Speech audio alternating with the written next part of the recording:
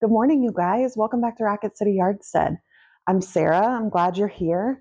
So today we are working through some of my garden produce and doing a couple of other things I need to do to be able to work through my garden produce.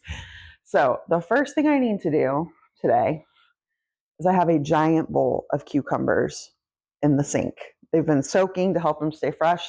Some of them got away from me and they're giants.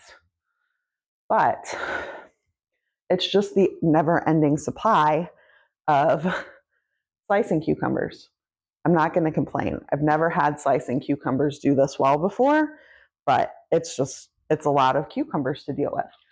So one of the things we're going to do today in an effort to use up cucumbers is make some lactose-free yogurt.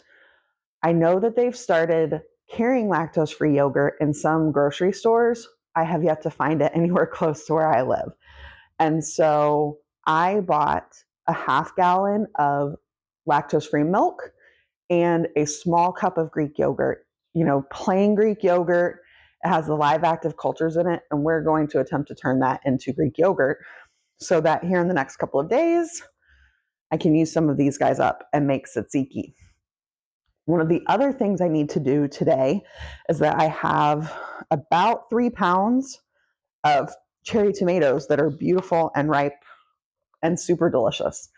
And we can't just sit down and eat 3 pounds of cherry tomatoes. So we're going to turn them into a roasted cherry tomato sauce. This is one of my favorite ways to use cherry tomatoes up. It's so quick to throw together. It does take about 30 to 45 minutes in the oven, but you're going to get nice roasty caramelized flavors. Oh, it's so good. And then what I like to do if I don't need it immediately is I will freeze it in quart bags, get them spread out nice and flat, and then they thaw super quickly. And so on a weeknight, I can pull one of those out, cook up some pasta, and have dinner really fast. So that is my plan for these cherry tomatoes. I also have another batch of fermented salsa that I need to check on today. It has a bag of water sitting on the top, so I need to pull that out, give this a taste, and see if it's ready to go in the fridge or not. And then, is that everything? If I still have time, I bought a watermelon because my watermelons have not given me watermelon yet. And I thought we could throw together one of my favorite salads because, again, so many cucumbers. So the first thing I need to do is get my oven preheated for my roasted cherry tomato salsa and get my milk heating on the stove for my yogurt. We're going to turn the oven on to 400 degrees. And then we are going to get this milk into our pot. Wow, my pot's starting to look a little scratched up. So if you've never made Greek yogurt before, you have to heat your milk and then you have to cool your milk a little bit. So you want to get your milk up to around 180, 185 degrees.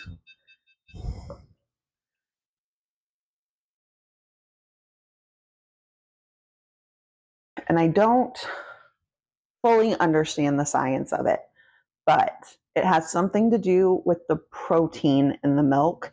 And I believe the word is denaturing. So it changes the structure of the protein so that you can end up with a nice thick yogurt. People who have raw milk and like to make raw milk yogurt, the yogurt stays runny. It doesn't get thick because in order for it to thicken, it has to come up to a higher temperature. But so we're just going to heat this up, stir it pretty frequently, and then use my instant read thermometer to keep an eye on the temperature. I've got my cherry tomatoes in a bowl of water over here to get all nice and cleaned up. And I'm going to leave them for just a second. And while they're doing that, oh man, I am going to pull this bag out of here. This had built up quite a lot of pressure. I don't know if you could hear that. So it's definitely been fermenting. It smells amazing and it's so bubbly. I'm actually going to see if I can bring you guys over here and show you this, but I want to give it a taste.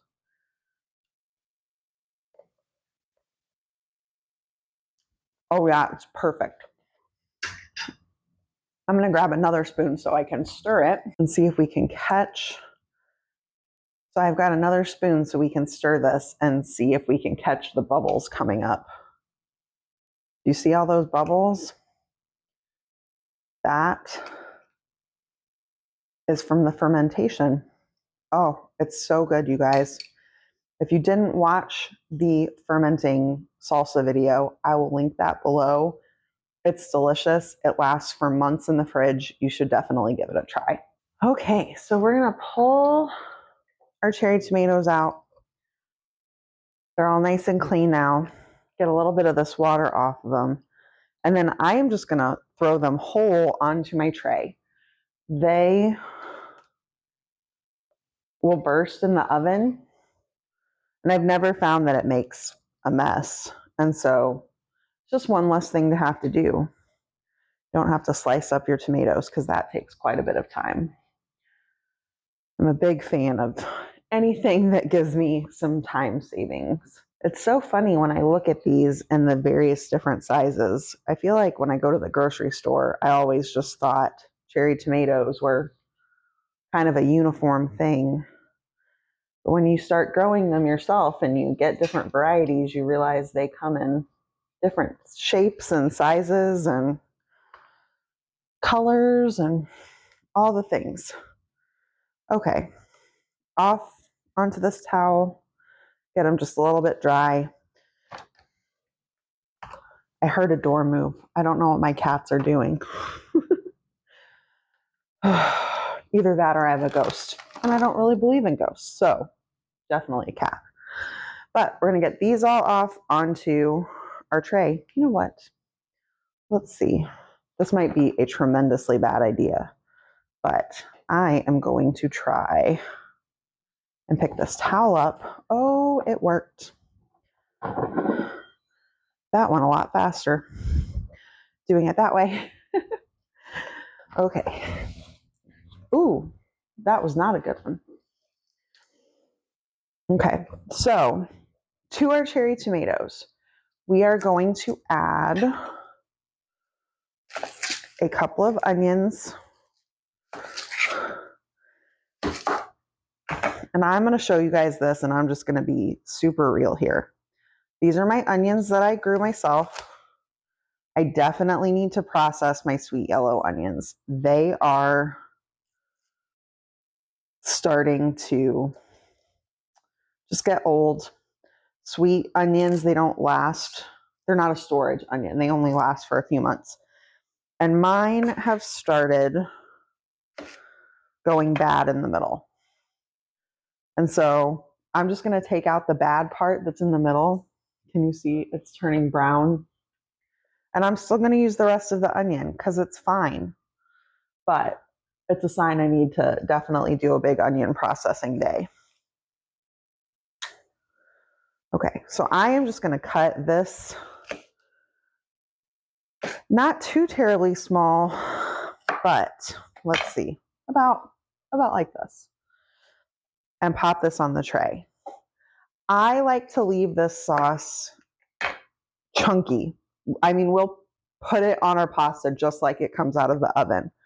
Some people would make a sauce like this and then puree it and make it an actual runny sauce. And if that is more to your liking, then you can leave the pieces of onion more in big chunks like this because you're just going to blend them up later. But I kind of like the sauce where you can see all of the various elements. I just think it's pretty and it tastes good. And I eat tomato sauce that's a thin tomato sauce all year. But being able to have this nice, chunky, fresh stuff, unless I've got it in my freezer, is more of a fresh, special thing. Okay, so there is one onion. I think we are going to add another. I brought a small one out here too. We'll see how this one is in the middle. Hopefully it's still good. This one is perfect. It does seem to be the bigger onions are the ones that are going bad faster.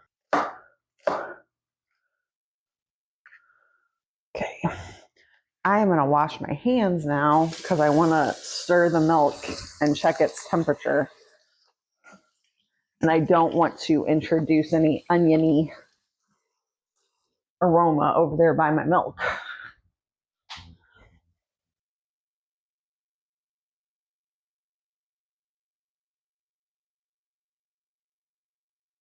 Let's see.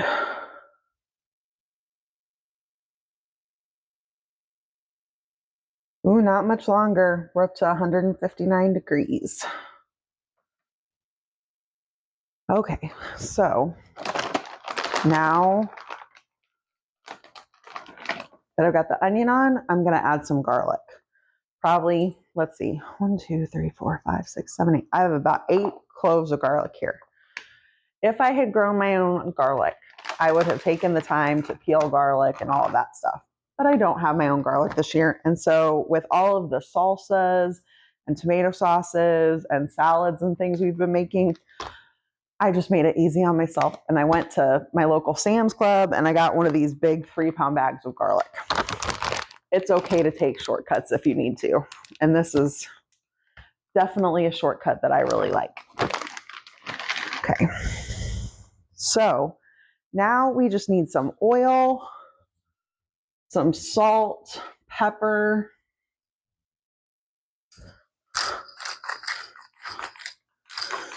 So here we go. Pepper.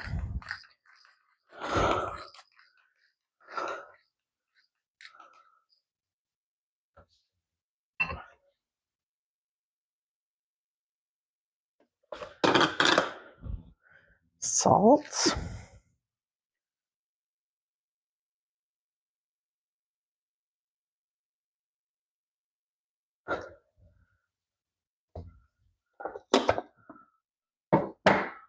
Oil.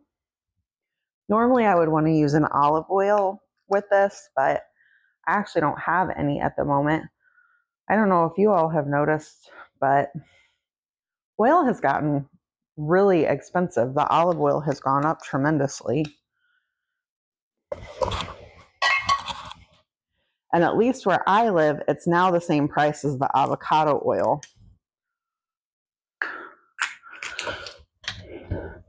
And I can buy avocado oil for a good price in more reasonable size containers. And it's my preference for things like mayonnaise. And so I have just been buying avocado oil. Okie dokie. So the last thing I'm going to add to this is a little bit of basil. This is basil that I freeze dried last year, but any dried basil would work. You would not want to use fresh basil here because it would burn in the hot oven.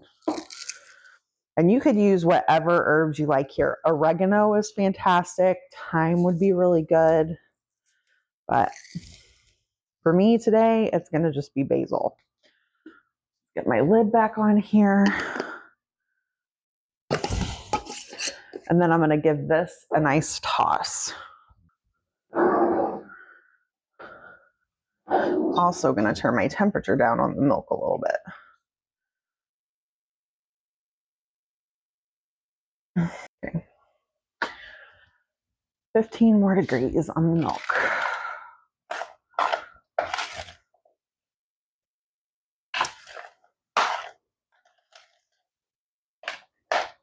Oh, guys, this hasn't even gone in the oven yet, and it already smells so good because you can smell the onions and garlic and basil. Once those tomatoes get hot and start bursting in the oven, it's just going to be so delicious. So I thought I'd bring y'all over and show you what it looks like on the tray here. Isn't it so pretty with all those different colors of tomatoes? Okay, so this is going to go in the oven for anywhere from about 30 to 45 minutes. I really find this depends on the tomatoes and how juicy they are.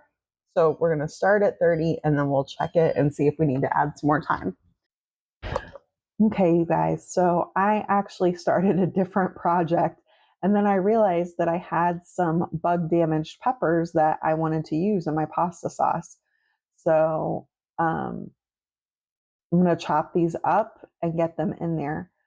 Interestingly, I learned recently that there are some vegetables that it's okay to use if they've got some spoilage on them, and some that you never should use. And so here on this cutting board is a great example. I have those cucumbers sitting there, and cucumbers, if they have any kind of mold on them, you are not supposed to use them because they are so watery that bacteria can travel easily through the entire fruit.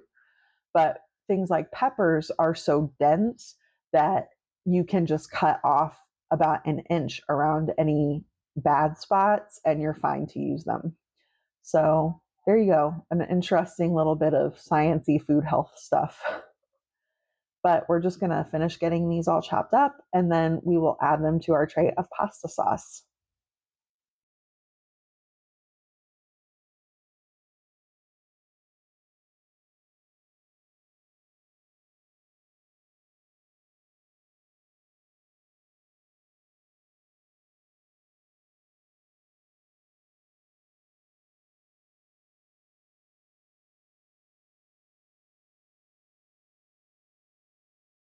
All right, you guys, so I do have time, and so I am going to make cucumber watermelon salad. I went ahead and peeled up a few of my older cucumbers. They're still beautiful, but I'm just trying to make sure that I work through them in the order they came in the house. Or if some of them are starting to look a little bit older or something, I'll use those first. But we're just going to chunk up some cucumbers here, get them into our bowl.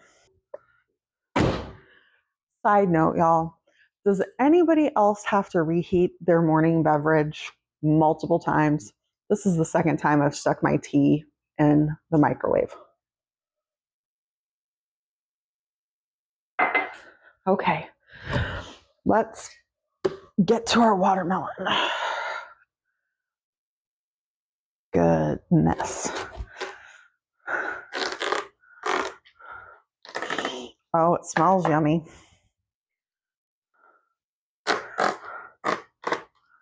It looks delicious. Okay, let's turn it. I do have watermelon planted in the garden. It hasn't given me any yet. And I'll be honest with you, I still have not quite figured out how to tell when a watermelon is ripe. There's all kinds of tips and tricks for how you're supposed to be able to tell, and I try and follow them. I look for the tendril to be all dried up. I look for the hollow sound. What are some of the other ones? Oh, the big yellow spot on one side of your melon. And just nothing has quite worked for me.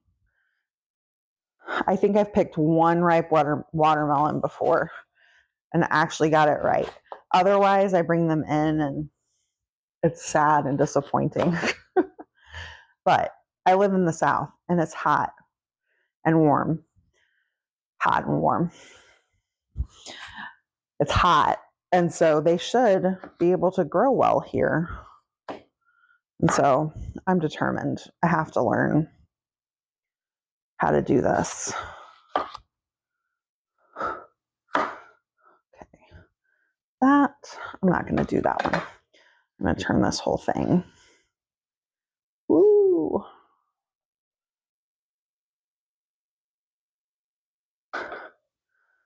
Slice it this way.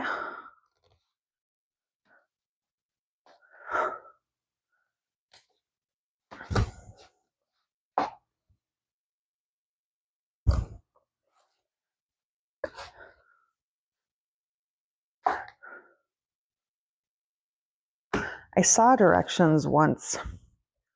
I say directions. It was somebody's, video tips on Facebook to cut watermelon this way. And they were doing it just for, snacking, fresh eating of the watermelon, but I thought it looked like it would work really well for cubing up your watermelon for salads too. But give me just a second here. Oh, I'm about to make a mess. But you can just pull out a piece like this, and you've got the rind to hold on to, and then you can just eat your watermelon. That's a really good watermelon. I'm just going to stand here and finish this little piece. So good.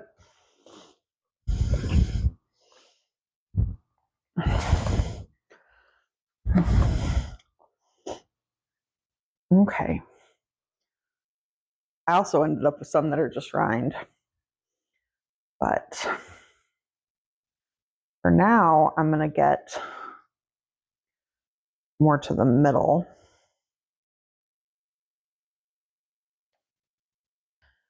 Just cut that rind piece off and then cut the watermelon similar sizes to my cucumbers.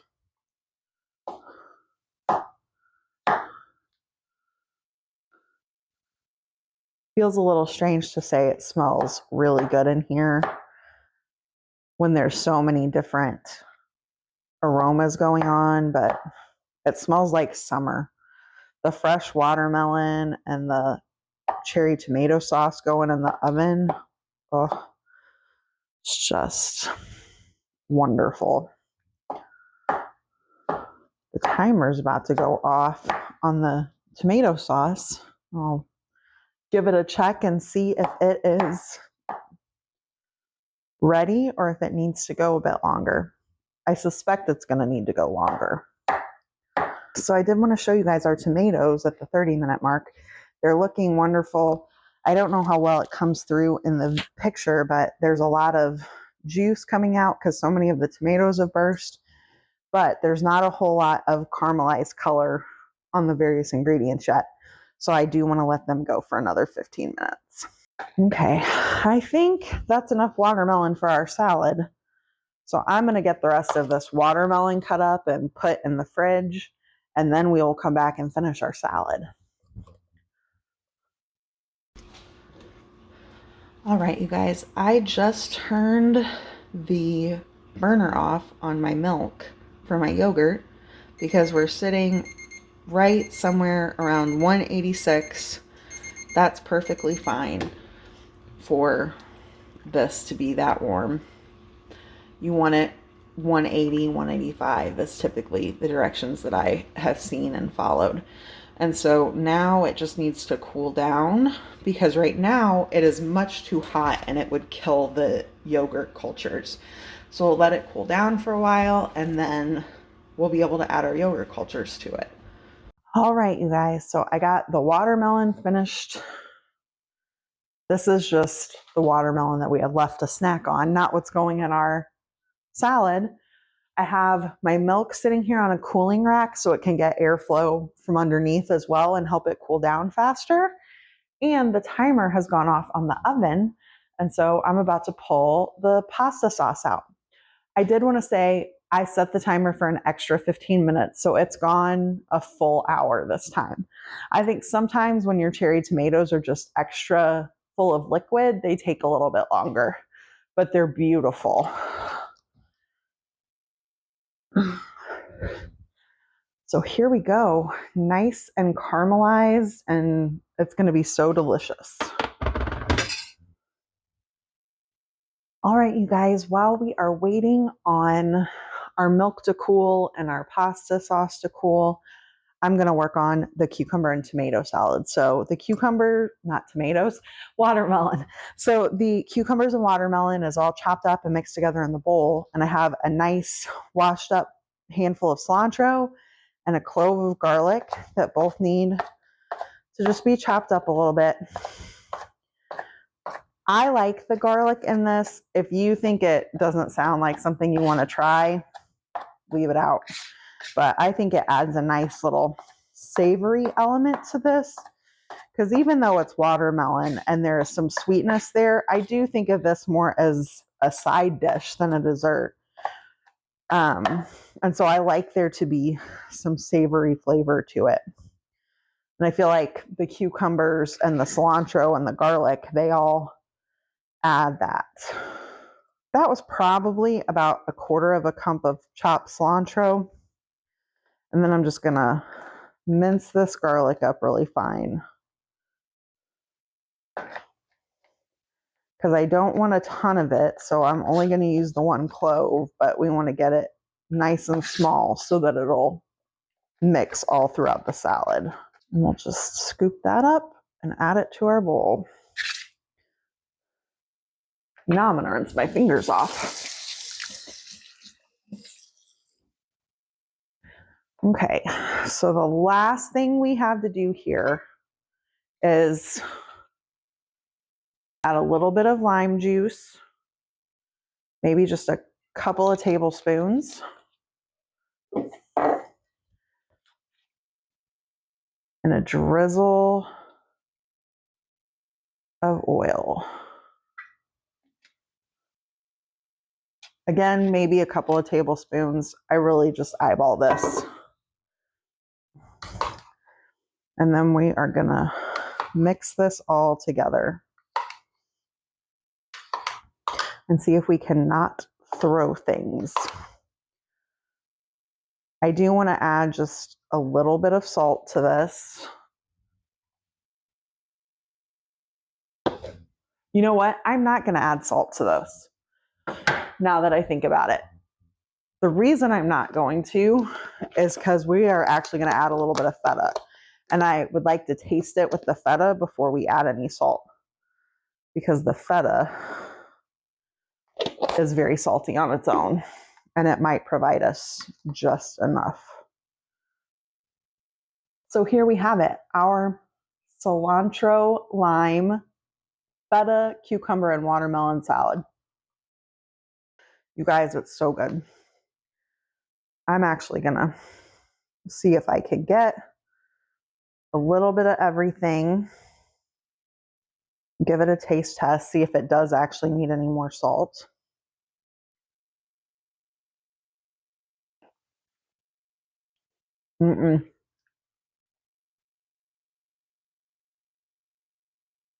It's so good, just like this. The sweetness from the watermelon, that freshness from the cucumber, the cilantro, and that tangy, briny bite from the feta. So good. You should definitely give this one a try, guys. It's perfect summer side. So I am going to check on the temperature of our milk. We're looking for it to be somewhere between 100 and 110 degrees. That's where it needs to be before we add our culture in. And we're really close. We're sitting at 111. So I just need to give this a couple more minutes. All right, you guys, my milk is down to 105 degrees. So I am going to transfer it to the metal bowl from my electric pressure cooker.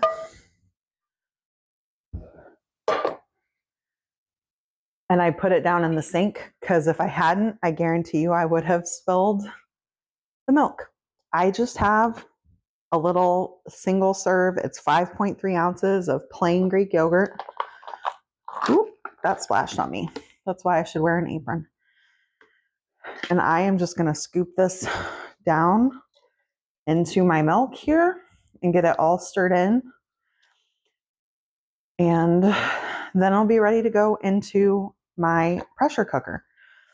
If you do not have an electric pressure cooker with a yogurt setting on it, I used to make this all the time, and I would wrap my pot up in like a bath towel, just like a nice big towel. I would wrap it up and I would put it in the oven with the oven light on, and that would keep it at the right temperature to incubate and turn into yogurt. So you don't have to have a fancy gadget to be able to do this.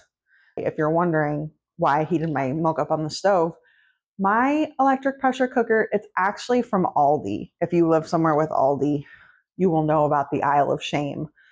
I never really buy things super off the cuff there, but I got my electric pressure cooker there. It's actually an Aldi brand. It's Ambiano, I think is how you say it.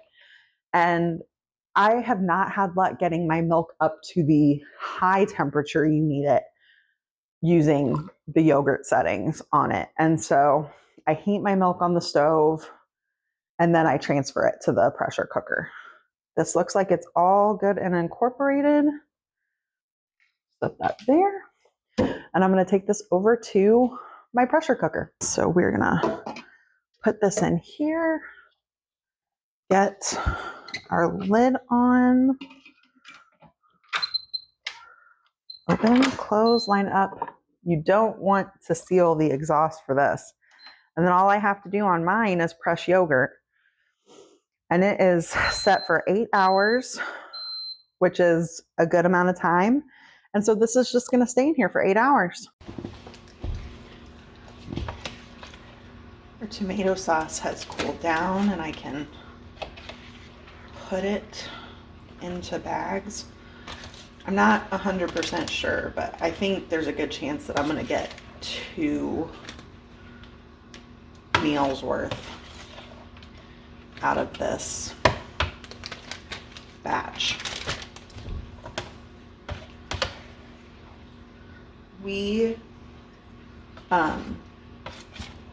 I'm blanking, you guys. We will frequently mix a little bit of cream into this, and also we like to add Parmesan cheese to it, and so both of those things will stretch it a little bit farther into more meals.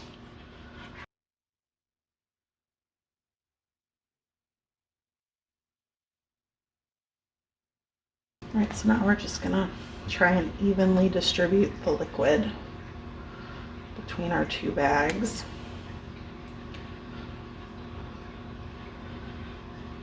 Because that includes our oil and tomato juices and just so much flavor.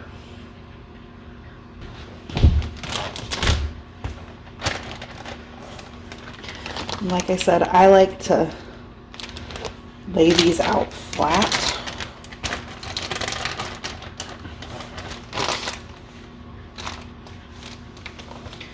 So I will lay them down and just kind of smush them out like this. All right, you guys, so it has been a productive morning. Had to reheat my tea again. That was reheat number 3, but we got a whole bunch of stuff done. So we found out that the fermented salsa is ready to go and ready to go in the fridge, and it's just really good. I encourage you to try this recipe, and I will leave a link for it down below. Also, we got our cherry tomato sauce made. We got the cucumber watermelon salad made, and we got our yogurt started. Now that's going to be a little bit of a cliffhanger because it has 8 to 12 hours to ferment. But on Thursday's video, I am planning to make tzatziki sauce with that yogurt and also do a full Greek style dinner. So I hope you'll come back for that. But until then, I'm really glad that you were here today. I hope some of these recipes inspired you for ways to use things out of your garden. And I hope you have a wonderful day. Bye.